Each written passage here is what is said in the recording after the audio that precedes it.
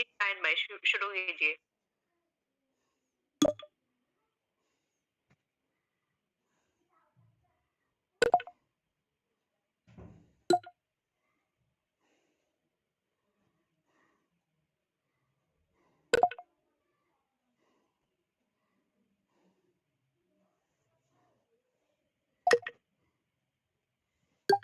किया है मैंने।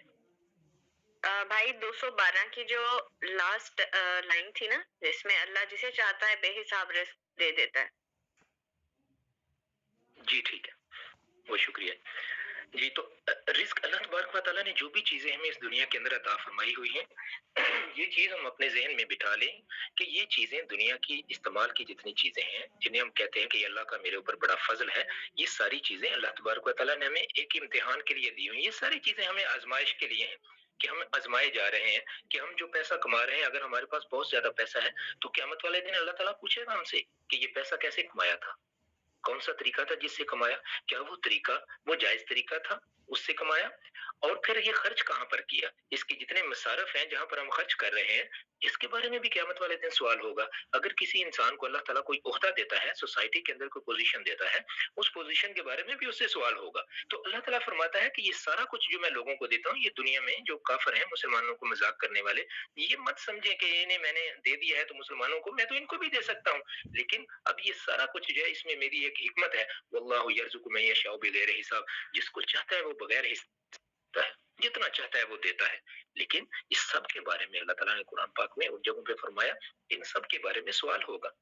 अल्लाह ताला पूछेंगे क़यामत वाले दिन कि इनको कहां पर खर्च किया था। तो मेन चीज जो यहाँ पर आगे वो ये, इस पूरी आयत, दो आयत के अंदर जो हमने देखी कि लोगों को निशानियां आने के बावजूद भी जरूरी नहीं है कि सारे के सारे लोग ईमान ले आएंगे, ये अल्लाह की बात को कबूल कर लेंगे, बल्कि जो लोग अल्लाह की बातों को कबूल नहीं करते, उनका तो रवैया ऐसा हो जाता है कि जानते बूझते भी वो मुसलमानों के साथ वो मजाक करते हैं, उनको तरह तरह से सताते हैं कि देखो ये दीन तुमने कबूल कर लिया है, तुम्हारा खुदा तुम्हारी मदद के लिए क्यों नहीं आता। लेकिन एक दिन आएगा जब ये लोग, अल्लाह ने इस दुनिया के लिए तो एक स्कीम बनाई हुई है, उसी के मुताबिक ये दुनिया चल रही है, लेकिन कल कयामत वाले दिन ये ईमान वाले लोग जिन्होंने तकवा अख्तियार किया, अल्लाह इनको बहुत बुलंदी अता फरमाएगा, इनकी पोजीशन बहुत ऊपर होंगी बेमुकाबला ये जो लोग मजाक करने वाले हैं। उस दिन इनका हाल बहुत बुरा होगा। और अल्लाह ताला इस दुनिया के अंदर जो लोगों को दे रहा है, तो वो जिसको चाहता है बिला हिसाब दे देता है, लेकिन हर चीज का वो कयामत वाले दिन सवाल करेगा कि किसने कौन सी चीज कैसे कमाई, कहाँ खर्च की,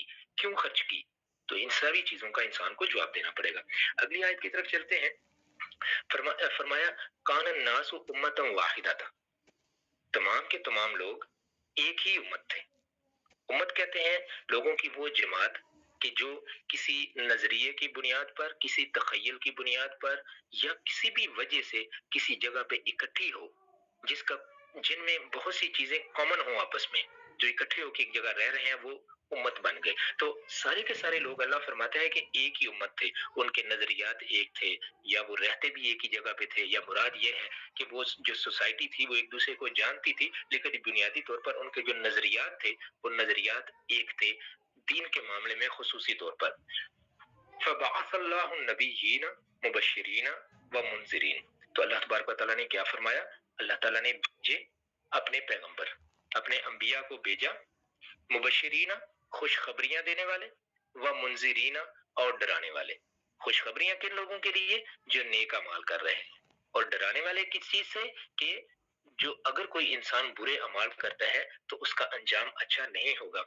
व अंजला माअहुमुल किताबा, और अंजला और नाज़िल की माअहुमुल किताबा, उनके साथ सच्ची किताबें, अंबिया को किताबें भी दी, बिलहक के हक के साथ, लियहकुमा ताकि वो फैसला करें, बैन नास लियहकुमा ताकि वो फैसला करे, बैन नास लोगों के दरमियान, फी मख्तलफू फीमा उसमें तलफू जो उन्होंने इख्तलाफ किया, फी जिन चीजों में, फी ही उसमें। तो अल्लाह तबारक व तआला ने, लोग पहले एक ही उम्मत थे, उन लोगों ने आपस में, देखें इंसान की जो इब्तदा हुई, अगर हम उसको किसी भी हवाले से देखें, दीनी हवाले से जब हम देखें, तो सैयदना आदम अलैहिस्सलातु वस्सलाम दुनिया के अंदर अपनी अहलिया मोहतरमा सैयदा हवा अलैहिस्सलातु वस्सलाम के साथ तशरीफ लाए, तो उनकी जो औलाद पैदा हुई, सारी औलाद पहले जब एक छोटी सी जमीयत लोगों की बन गई, एक ही जगह पे रहते थे, उनकी जो नजरियात थे, वो भी आपस में एक जैसे थे। एक माँ बाप की औलाद थे और उन माँ बाप ने उनको अल्लाह की तौहीद की तालीम दी, अल्लाह की इबादत करने की तालीम दी। तो लेकिन जो जो इंसानी सोसाइटी आगे प्रोग्रेस करती गई, बढ़ती चली गई, लोग एक इलाके से हिजरत करके दूसरे इलाकों की तरफ चलते गए, और चाहे वो एक ही इलाके के अंदर रह रहे थे, तो ये एक कुदरती चीज है कि लोगों के जो नजरियात हैं, कोई से दो इंसान ऐसे नहीं हो सकते दुनिया में कि जिनके नजरियात बिल्कुल एक जैसे हों। दो जुड़वा भाई भी हों, उनके भी नजरियात एक दूसरे से मुख्तलिफ हो जाते हैं। तो वक्त गुजरने के साथ साथ लोगों के नजरियात में इतनी ज्यादा तब्दीली आती चली गई कि लोगों में इख्तलाफ होने लगे, मुख्तलिफ चीजों के अंदर इख्तलाफ होने रहे लगे। तो अल्लाह तबारक व तआला ने लोगों के इन इख्तलाफ और इन इख्तलाफात में बाद फिर क्या क्या हुआ कि लोग तौहीद से भी इनकार करने लग गए। लोगों ने अपने नजरियात तब्दील कर लिए, बुत परस्ती की तरफ या अरवाह परस्ती की तरफ, इस तरफ लोग माइल होने लगे। तो अल्लाह तबारक व तआला ने अपने अंबिया का सिलसिला शुरू फरमा दिया। सैयदना आदम अलैहिस्सलाम भी अल्लाह के नबी थे, तो उनकी औलाद जब बहुत ज्यादा हो गई, मुख्तलिफ इलाकों में रहायश पजीर हो गई, तो उनके दरमियान इख्तलाफात हुए, लोगों को दीन से दूर जाना हो गए। तो अल्लाह तबारक व तआला ने लोगों को दीन पर कायम रखने के लिए अपने नबियों को भेजा। अब नबी दो बातों का बेसिकली, अंबिया जब आते थे तो वो दो चीजों को के बारे में लोगों को बताते थे। क्या? कि वो खुशखबरी देते थे किस चीज की, कि नेक अमाल करोगे तो अल्लाह तबारक व तआला तुमसे खुश होगा और तुम्हें जन्नत अता फरमाएगा। इस दुनिया की जिंदगी भी तुम्हारे लिए अच्छी हो जाएगी, सुकून वाली हो जाएगी। अगरचे जरूरी नहीं कि दुनिया की जिंदगी में जो है ना बहुत ज्यादा मालो दौलत इंसान के पास है, लेकिन दिल की जो एक जिसे हम कहते हैं कि इत्मीनान है, वो दुनिया की जिंदगी में मिल जाएगा। लेकिन आखिरत में अल्लाह तबारक व तआला जन्नत का घर अता फरमाएंगे। और मुंजिरीन थे, वो डराते थे इस चीज से, अगर इंसान बुरे अमाल करेगा, उन बुरे अमाल की वजह से दुनिया के अंदर जो उसकी जिंदगी है सोसाइटी के अंदर वो भी खराब होगी, सोसाइटी के अंदर बिगाड़ आएगा, और सोसाइटी के अंदर इन अमाल की वजह से बिगाड़ भी आएगा, और जो बुरे अमाल करेंगे इन लोगों को फिर आखिरत में अपने इन बुरे अमाल की सजा वहां भी भुगतनी पड़ेगी। इस दुनिया के अंदर तो देखिए उन्होंने अपने आप को भी खराब करेंगे, साथ ही वो सोसाइटी को, दूसरे लोगों को भी तंग करने का, उनकी तंगी का भी बायस बनेंगे। लेकिन इनके इस अमल की वजह से कयामत वाले दिन इनको अल्लाह तबारक व तआला अजाब भी देगा। तो अंबिया आते थे लोगों को सीधे रास्ते पे रखने के लिए, और सीधे रास्ते पे लोग दो ही तरीके से रह सकते थे। एक तो ये कि उनको जो अच्छे अमाल हैं उनकी जजा की खुशखबरी सुनाई जाए, और जो उनके बुरे अमाल हैं उसकी सजा की उनको से खबरदार किया जाए। तो अंबिया आके उनको ये चीज बताते थे। और अल्लाह फरमाता है कि अंबिया ही सिर्फ मैंने नहीं भेजे, इंसानों को ही सिर्फ नहीं भेज दिया नबी बनाकर, बल्कि उनके साथ मैंने किताब को भी उतारा, हक के साथ किताब उनके पास उतारी, उनके साथ उतारी, लियहकुमा बैनन नासी फी मख्तलफू फी, ताकि वो इस किताब के जरिए से लोगों के सामने वो चीजें बयान करें कि ये अल्लाह का कलाम है, और ये तुम्हारे इख्तलाफात के बारे में ये हुक्म इसमें आया है कि तुम लोगों का जो इख्तलाफ था ये किस चीज के बारे में था, और इस इख्तलाफ को तुम कैसे रिजॉल्व कर सकते हो। तो अल्लाह तबारक व तआला ने इसका जिक्र फरमा दिया, और आगे फरमाया फमख्तलफ फीही, उसमें इख्तलाफ नहीं डाला इल्लल्लज़ीना, मगर उन लोगों ने, ऊतूहु, जिनको ये किताब मिली थी, मिन बादि, उसके बाद, मा जाअतहुमुल बय्यिनात, इसके बाद कि उनके पास खुली निशानियां आ गई। ये सारा इख्तलाफ लोगों ने ऐसे ही नहीं डाल दिया, बल्कि सब कुछ जानते बूझते साफ हुक्म उनके पास आ चुके थे, तब इन्होंने इख्तलाफ किया। बगयन, ये सबसे बड़ी जो बीमारी थी उसका जिक्र अल्लाह तबारक व तआला ने फरमा दिया कि इख्तलाफ क्यों हुआ, जिद की वजह से। अब जिद की जो इसकी वजूहात हैं वो हम देखें। जिद की वजूहात क्या होती हैं? इंसान के अंदर तकब्बुर आ जाए।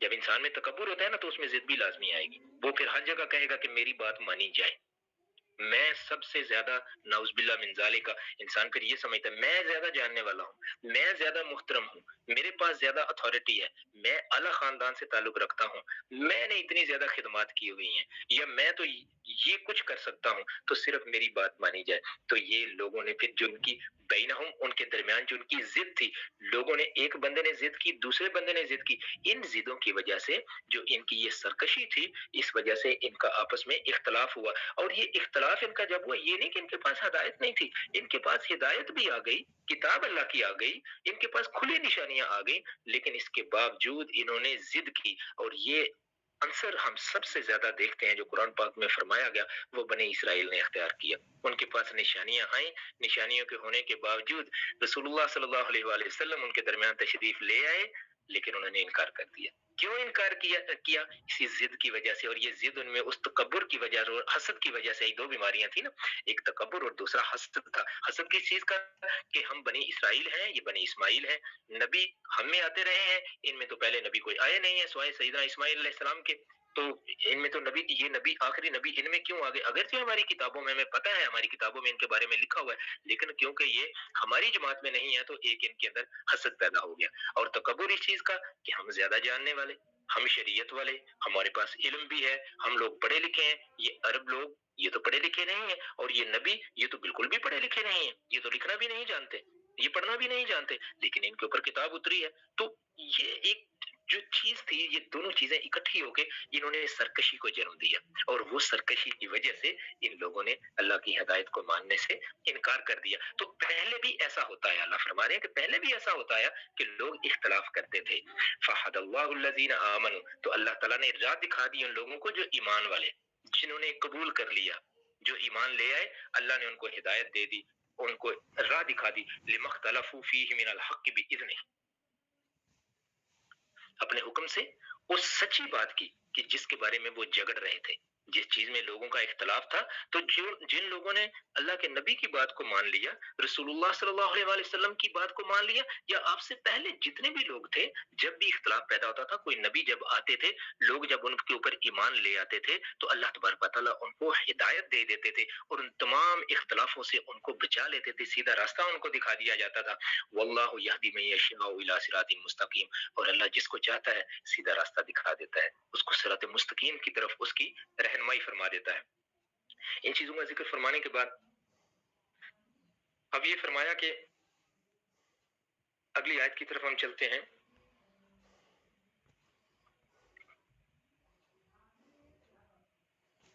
ام حسبتم ان تدخلوا الجنۃ, اب یہ ایک عمومی خطاب ہو رہا ہے مسلمانوں کو, یہ ساری چیزیں بیان فرما کے کہ یہ لوگ ایمان نہیں لا رہے, یہ اس طرح کی توجیحات پیش کر رہے ہیں, مسلمانوں کو مذاق کر رہے ہیں. تو اس سب کے بعد اب کیا ہے؟ ام حسبتم, کیا تم یہ سمجھ رہے ہو, ان تدخلوا, تم یہ خیال کر رہے ہو ان تدخلوا الجنۃ, یہ کہ جنت میں چلے جاؤ گے, ولما یاتکم, اور حالانکہ ابھی تک تمہارے پاس نہیں آیا, مثل ویسا, الذین, جیسا کہ ان لوگوں کا تھا, خلو, جو ہو چکے, من قبلکم, تم سے پہلے. تم کیا سمجھتے ہو کہ جنت میں ایسے ہی چلے جاؤ گے, حالانکہ تمہارے اوپر ابھی تک وہ حالات نہیں آئے جو تم سے پہلے لوگوں پہ آئے تھے. مستہم البأساء, ان کو سختی پہنچی, والضراء, اور تکلیفیں پہنچی, والزلزلوا, اور ان کو ہلایا گیا, ان کو اللہ, وہ اتنے زیادہ زبردست طریقے سے ان کو جھڑا گیا. جیسے ہم کہتے ہیں نا, ہم میں سے جو لوگ دیہاتوں سے تعلق رکھتے ہیں, یا جنہوں نے کوئی ایسی ویڈیوز دیکھی ہوں, یہ جو گندم چاول کی فصل ہے, اس چاول کی فصل میں سے جو منجی جس کو ہم کہتے ہیں, اس میں سے دانوں کو علیحدہ کرنے کے لیے نا آگے ایک تھڑ سی بنائی ہوئی ہوتی ہے, اور اس کے اوپر مطلب ایک سخت چیز رکھی ہوتی ہے, اس کے اوپر اس کو بار بار مارتے ہیں. تو یہ زلزلہ بیسیکلی ہلانا, کسی کو شیک کرنا, کسی کو بہت زیادہ زبردست طریقے سے, بہت زیادہ کسی کو ہلانا, جیسے زلزلہ ہوتا ہے اس میں بھی زمین شیک ہوتی ہے نا, تو زلزلہ ان کو اچھی طرح سے جھڑا گیا. جیسے کہ ہم منجی کو کسی چیز کے اوپر اس طرح سے اس کو دانوں کو علیحدہ کرنے کے لیے کسی سخت چیز کے اوپر مارتے ہیں, تو اس طریقے سے ان لوگوں کو بہت زبردست طریقے سے, بہت سخت طریقے سے ان کو جھڑا گیا, ان کو ہلایا گیا. حتی, یہاں تک کہ یقول الرسول, کہ جو ان کے رسول تھے انہوں نے بھی کہہ دیا, والذین, اور جو لوگ آمنوا معہ, ان کے ساتھ ایمان لائے تھے, رسول نے, اور جو لوگ ان کے اوپر رسول کے اوپر ایمان لائے تھے, وہ کیا کہہ اٹھے, متی نصر اللہ, اللہ کی مدد کب آئے گی. یہ آیت دیکھیں ہمیں کتنی بڑی ایک چیز کی طرف اشارہ کر رہی ہے. اللہ اکبر. رسول اللہ صلی اللہ علیہ وآلہ وسلم کے ساتھیوں کے اوپر کتنی تکلیفیں آئی تھی, مکہ کا 13 سال کا دور کتنا سخت تھا, اس سختی کے باوجود اللہ فرما رہے ہیں مسلمانوں کو کہ تم کیا یہ سمجھتے ہو کہ جنت میں ایسے ہی چلے جاؤ گے. ان کے لیے یہ, ان کو یہ فرما دیا, تو ہم اپنا بارے میں ہم اپنا حساب لگا لیں کہ ہم لوگ کہاں پر کھڑے ہیں. ہم تھوڑی سی چیز کو بھی برداشت نہیں کر سکتے, اور جنت ہم بہت بڑی چاہتے ہیں. تو فرمایا کہ تمہارے پاس ابھی ان لوگوں جیسے حالات نہیں آئے کہ جن کو بہت زیادہ سختی پہنچی اور تکلیفیں پہنچی, اور ان کو بہت سخت طریقے سے ہلایا گیا, یہاں تک کہ رسول نے اور ایمان والے لوگوں نے کہہ دیا کہ اللہ کی مدد کب آئے گی. اب یہ انہوں نے بے قراری میں جو اضطراب تھا ان کے اندر، اتنی ان کو تکلیفیں پہنچی کہ انہوں نے پھر اللہ سے دعا کی، یا اللہ تو نے مدد کا ہم سے وعدہ فرمایا ہوا. یہ نہیں کہ ان کو کوئی مدد میں شک تھا، مدد میں کوئی شک نہیں تھا، لیکن وہ جو تکلیفیں پہنچ رہی تھی، بے قراری ان کی اتنی زیادہ ہو چکی تھی کہ وہ کہنے لگے کہ اللہ کی مدد کب آئے گی. اس چیز کو ہم امیجن کریں کہ یہ کون سے حالات ہوں گے کہ جب انہوں نے یہ کہا ہوگا کہ یا اللہ کو اپنی مدد بھیج بھی دے، یا اللہ کب آئے گی تیری مدد. ہم دیکھتے ہیں کشمیر کے مسلمانوں کو جب ان کے اوپر ظلم ہوتا ہے تو وہ کیا کرتے ہیں. فلسطین کے مسلمانوں کو ہاتھ اٹھا کے جب انسان اوپر آسمان کی طرف دیکھتا ہے نا، انسان کا یہ جسچر، اس کے اندر کی جو کرب اور تکلیف ہے وہ یہی کہہ رہی ہوتی ہے کہ یا اللہ تیری مدد کب آئے گی، یا اللہ کب تو ہماری مدد کرے گا، کب ہمیں ان ظالم لوگوں سے بچائے گا. تو جو تکلیف والا انسان ہے اس کی جو دل کی حالت ہے اللہ تبارک و تعالیٰ نے اس کو یہاں بیان فرما دیا کہ ان لوگوں نے اور ان کے رسول نے اور ان لوگوں نے جو ایمان والے تھے یہ کہہ دیا کہ اللہ کی مدد کب آئے گی. تو اللہ فرماتا ہے اللہ خبردار ہو جاؤ، ان نصر اللہ قریب، اللہ کی مدد بہت قریب ہے.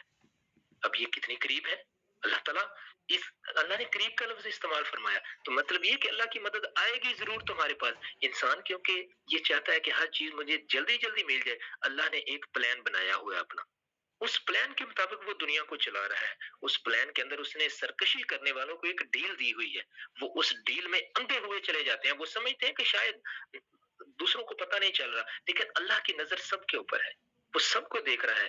جو کسی دوسرے انسان کی تکلیف کا باعث بنے گا، جو انسان اور وہ توبہ نہیں کرے گا اس چیز سے، اللہ تبارک و تعالیٰ اس کو ڈیل دیتا چلا جائے گا، لیکن پھر اس کی عاقبت بہت خراب ہوگی. لیکن جو لوگ اللہ تعالیٰ کی آیتوں کو مانتے ہیں، اللہ تعالیٰ کے دین کے اوپر صحیح طرح سے ایمان لاتے ہیں اور اسی کو سچا دین سمجھتے ہیں، اپنی زندگی کے اندر اس کو اپلائی کرنے کی کوشش کرتے ہیں، تکلیفیں دین کو ماننے والے، دین کے اوپر زندگی گزارنے والوں کے اوپر ظاہر سی بات ہے، سادی سی بات ہے، یہ ضرور آئیں گی. لیکن ان کے اندر جب وہ صبر کریں گے تو اللہ تعالیٰ فرماتا ہے میں ان کی مدد ضرور کروں گا. اللہ کا وعدہ ہے کہ وہ مدد ضرور کرے گا.